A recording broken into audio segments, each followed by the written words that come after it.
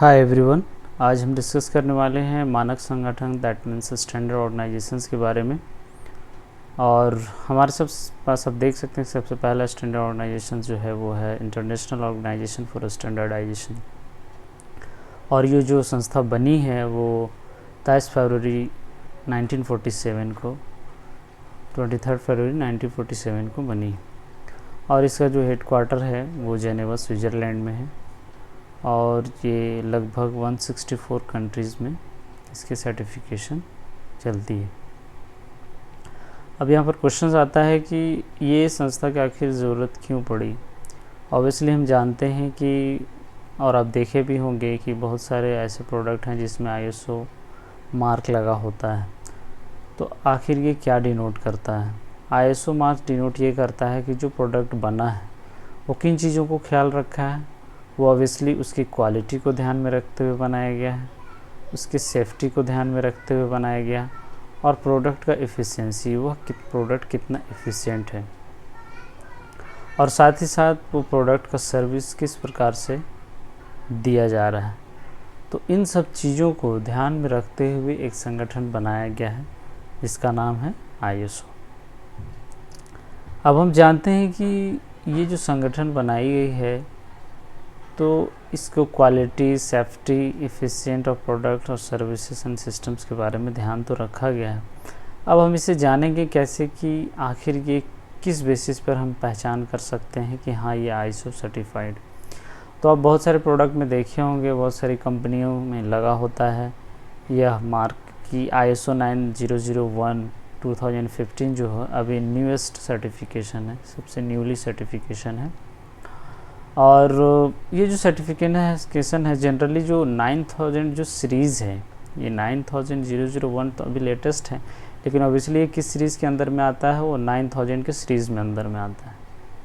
तो 9000 का सीरीज़ का जो पर्पस ही है कि किसी भी प्रोडक्ट के क्वालिटी के मैनेजमेंट के बारे में बताना कि वो प्रोडक्ट कितना अच्छा है, कितना बेहतर है, वो उसकी सेफ्टी के हिसाब से, उसके एफिशिएंसी के हिसाब से, उसके सर्विसेज के हिसाब से वो प्रोडक्ट को कितना अच्छा मैनेजमेंट दिया जाता है। तो जिस भी प्रोडक्ट में अगर 9000 सीरीज़ लगा है दैट मीन्स वो उसकी क्वालिटी को मैनेजमेंट के बारे में बताता है। और ये संस्था क्या करा सकती है, तो ये हम बिजनेसेस, ऑर्गेनाइजेशंस, इन सभी को क्या बनाती है, मोर एफिशिएंट बनाती है। और कस्टमर के सेटिस्फैक्शंस के आधार पर कस्टमर कितना किस प्रोडक्ट से सेटिस्फाई हो रही है या सेटिस्फाई नहीं हो पा रही है, तो उनका फीडबैक ले करके ऑब्वियसली कस्टमर के सेटिस्फैक्शन को क्या किया जाता है, इम्प्रूव किया जाता है। ऑब्वियसली जो भी प्रोडक्ट तैयार हो रहे हैं उसमें कुछ ना कुछ तो प्रॉब्लम आ सकता है। प्रॉब्लम आता है तो ऑब्वियसली जो कस्टमर्स होते हैं वो अपना फीडबैक देते हैं कि इसमें ये प्रॉब्लम आ रहा है, सेफ्टी से रिलेटेड हो, उसके एफिशिएंसी से रिलेटेड हो। तो कस्टमर जब फीडबैक देता है तो ISO क्या करती है, उस पर स्टेप्स लेती है कि कस्टमर जो प्रोडक्ट जो कंपनी बनाई है उस सेटिस्फैक्शन पे या फिर उस क्वालिटी मैनेजमेंट पे खरा नहीं उतर पा रही है, तो ऑब्वियसली उसको इम्प्रूव किया जाता है। सर्टिफिकेशन ऑब्वियसली दिया ही इसलिए जाता है कि आप जो क्राइटेरिया है ISO का वो फुलफ़िल कर रहे हैं, तभी आपको ISO सर्टिफिकेशन उस प्रोडक्ट में दिया जाता है ऑब्वियसली। सो ऐसा नहीं है कि सर्टिफिकेशन पहले मिल गया है और प्रोडक्ट आप बाद में बना रहे हैं, ऑब्वियसली नहीं। आप प्रोडक्ट तैयार करते हैं, ISO उसके लिए उसको वेरीफाई करती है कि ये जितने भी स्टैंडर्ड हैं उन सभी पे ये परफेक्ट अगर है, तभी वो क्या करती है, उसमें ISO मार्क लगाती है। लेकिन डेवलपमेंट में काम में अगर हम देखें तो ऑब्वियसली ये हर बार देखती है, बार बार ये देखती है कि जो भी प्रोडक्ट मार्केट में है कस्टमर से कितना सेटिस्फाई है, और बेहतर बनाने के लिए ये और अच्छे से अच्छे स्टैंडर्ड को लाती है ताकि कस्टमर का सेटिस्फैक्शन उस प्रोडक्ट के प्रति बढ़ता चला जाए। अब हम सेकेंड ऑर्गेनाइजेशंस की बात करेंगे, वो है हमारा ITU, international telecommunication union. Initially जो ये कंपनी है, संगठन है, कंपनी तो नहीं है, ये एक संगठन है जिसमें इनिशियली जो है इसका नाम इंटरनेशनल टेलीग्राफ यूनियन था, जो बनाया गया 17 मई 1865 को, और बाद में इसे 1932 में रीनेम कर दिया गया तब जाके यह इंटरनेशनल टेलीकम्युनिकेशन यूनियन बन गया। इसका भी हेडक्वार्टर जेनेवा स्विट्ज़रलैंड में ही है और लगभग 193 कंट्रीज़ में जो है इनके मेंबर्स हैं। अब ये ITU किन किन सेक्टर में जनरली काम करती है। ITU की अगर हम बात करें तो सबसे पहला सेक्टर जो है इसका वो है ITU-R। R that means radio communication. तो ये रेडियो कम्युनिकेशन का मतलब ये है यहाँ पर कि यह जो इंटरनेशनल रेडियो फ्रीक्वेंसी होता है, जनरली जो हम लोग जानते हैं FM रेडियो वगैरह सुनते हैं, तो ये जो रेडियो का फ्रीक्वेंसी होता है, सपोज़ 92.1, 92.2 ऐसा कुछ भी फ्रीक्वेंसी पे रेडियो सुनते हैं हम लोग, तो वो फ्रीक्वेंसी को ऑल ओवर द वर्ल्ड क्या करता है, ये मैनेज करता है। ठीक है।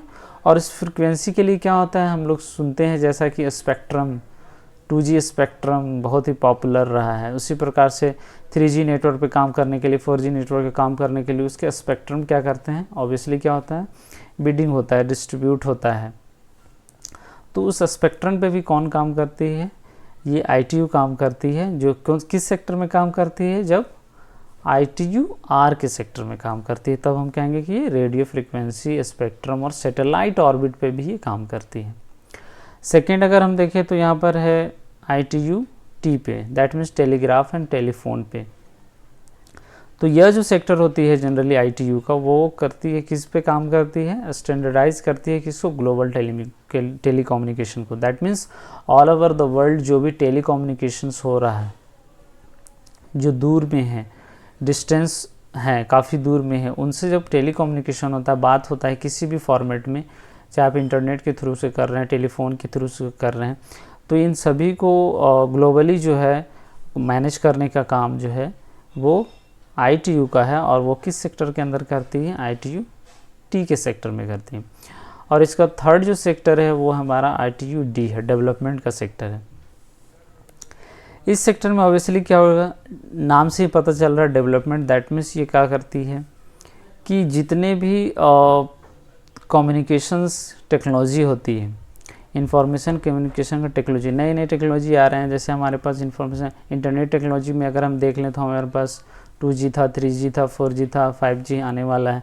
तो इंफॉर्मेशन को, कम्युनिकेशन को, सारे जितने भी ऑल ओवर द पर्सन है, ऑल ओवर द वर्ल्ड है, उनको एक्सेस करने के लिए अफोर्डेबल प्राइस पे, सस्टेनेबल पे, इक्विटेबल पे, दैट मीन्स ये क्या करती है, फैलाती है।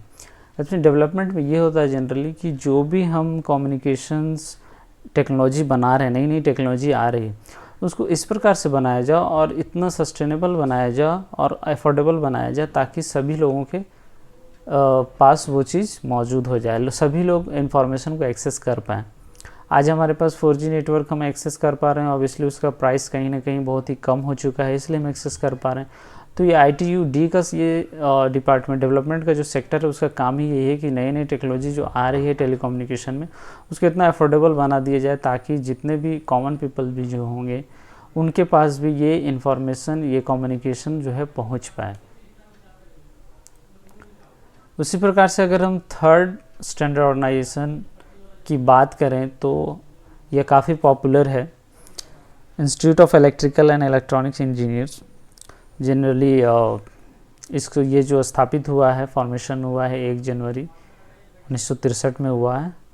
और एक्चुअली ये 2 संस्थाओं को मिलकर के बनाया गया है। पहली जो संस्था है वो है American institute of electrical engineers और दूसरा है इंस्टीट्यूट ऑफ रेडियो इंजीनियर्स। इन दोनों को मर्ज करके 1 जनवरी 1963 को IEEE को बनाया गया।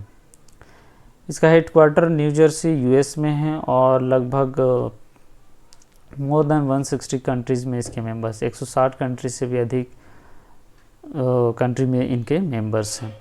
पर्टिकुलर प्रोफेशनल भी इसके मेंबर्स बन सकते हैं। कोई पर्टिकुलर कोई प्रोफेशनल अगर चाहते हैं कि हम इसके मेंबर्स बन जाएं तो वो भी बन सकते हैं। अब एक्चुअली इसका काम क्या है, तो एक्चुअली काम इसका ये है कि यह स्टैंडर्ड बनाती है। किस चीज़ के लिए बनाती है, कंप्यूटर और इलेक्ट्रॉनिक इंडस्ट्री के लिए। अब कंप्यूटर और इलेक्ट्रॉनिक इंडस्ट्री क्या करेगी, ऑब्वियसली नए नए डिवाइसेस बनाती है, तो इन डिवाइसेस के लिए स्टैंडर्ड बनाती है। इसमें सबसे पॉपुलर स्टैंडर्ड हमारे पास क्या है, IEEE स्टैंडर्ड है 802। ये स्टैंडर्ड किस चीज़ के लिए है, जैसा कि हम जानते हैं कि वाईफाई नेटवर्क्स के लिए 802 जो है स्टैंडर्ड बनाया गया है, जिससे हमारा क्या होता है, लोकल एरिया नेटवर्क जो है स्टैब्लिश किया जाता है।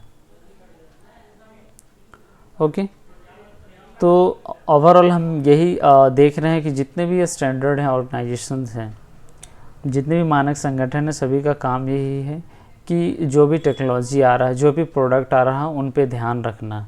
तो सारे अलग अलग संस्थाओं का अपना अपना अलग अलग काम है, चीज़ों पे नज़र रखना।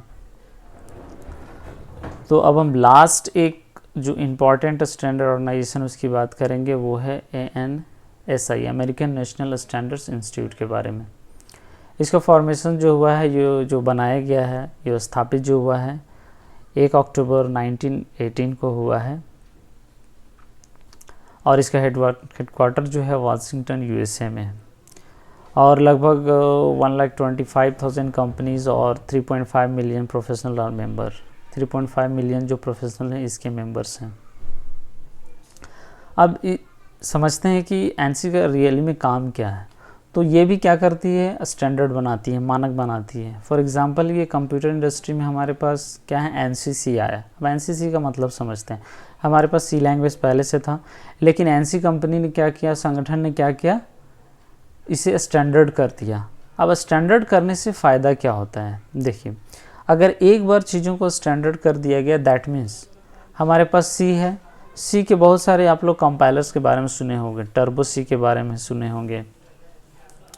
लेकिन अब एनसीसी को स्टैंडर्ड बना देने से ये हो गया कि जो एनसीसी जो रूल्स एंड रेगुलेशन बनाए हैं, अगर कोई भी कंपनी चाहती है कि एनसीसी के लिए अगर हम एक कंपाइलर डेवलप करें, तो उसे एनसी के द्वारा, जो स्टैंडर्ड ऑर्गेनाइजेशन के द्वारा जो इंस्ट्रक्शंस दिया गया है, उन सब को फुलफ़िल करना पड़ेगा, तभी वो एनसीसी के लिए वैलिड कंपाइलर माना जाएगा।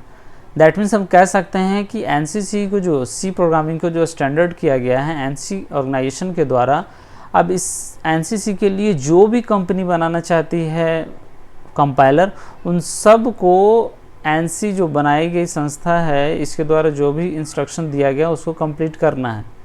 और इस बेसिस पे क्या होगा कि जितनी भी कंपनी कंपाइलर बनाएगी एनसीसी के लिए, सभी का वर्किंग प्रोसेस सेम होगा। दैट मीन्स हम ऐसा नहीं होगा कि कोई कंपनी एनसीसी के लिए कंपाइलर बना रही है तो वहाँ हम प्रोग्राम को एग्जीक्यूट कर रहे हैं तो वहाँ हमें आउटपुट कुछ और मिल रहा है, कोई दूसरी कंपनी बनाई है तो वो उसका आउटपुट कुछ और मिल रहा है। ऐसा नहीं होगा, क्योंकि एनसी क्या कर दिया, इसे स्टैंडर्ड बना दिया गया। दैट मीन्स इसका जो भी रूल्स रेगुलेशन और स्पेसिफिकेशन है उसको फॉलो करना ही पड़ेगा।